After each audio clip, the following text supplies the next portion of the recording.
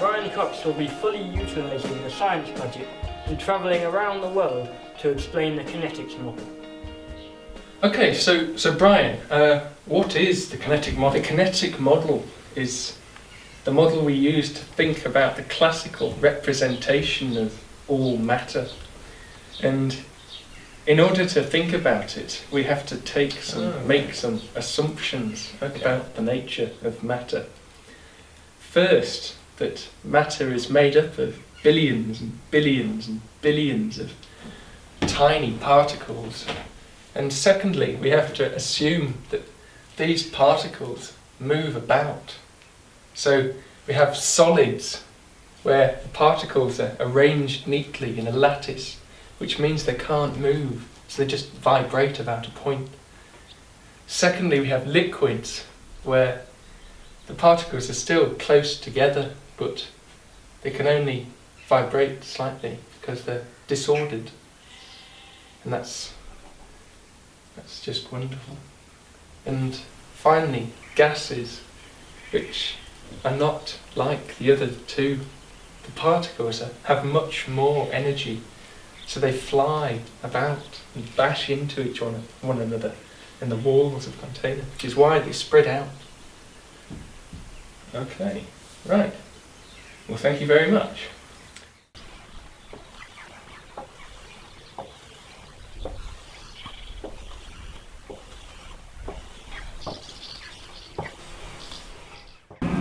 So solids, liquids and gases, showing the particulate nature of each one. The solids are regularly ordered with very small gaps between them. Liquids are also have very small gaps, but they're not regularly ordered, they're totally chaotic. And gases are not at all close together, they're miles apart. And they fly around very fast and bash into each other and into the walls of the container.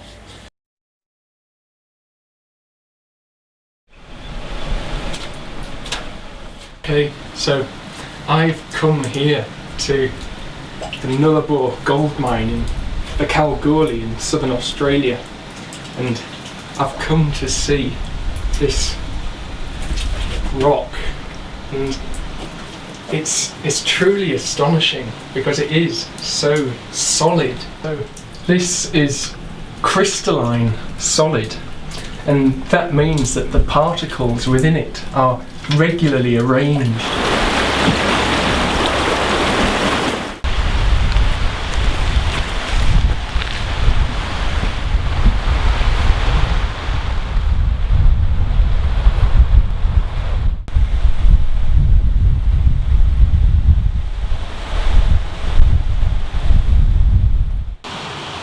So these are the particles within a solid, and you can see they're all regularly arranged, and they can't move about much, so they vibrate within themselves in a lattice.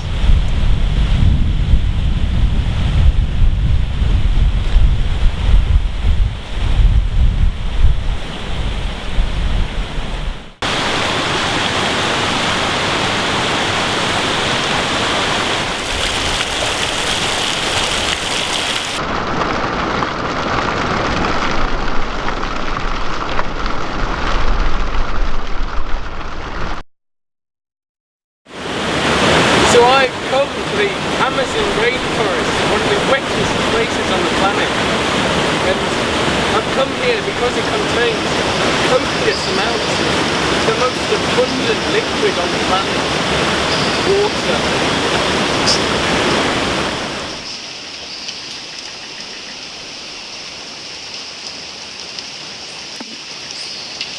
This graph represents the temperature change against time for the heating of a material from solid to liquid to gas.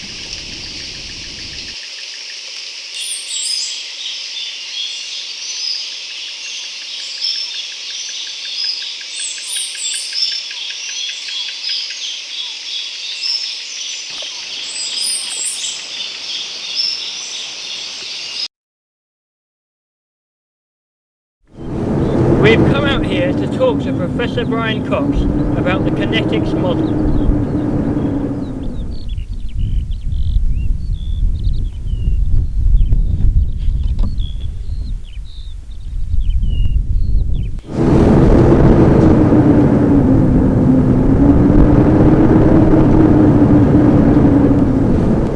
So I've come here to the Himalayas to talk about gas. And the best example of gas on our planet is the atmosphere.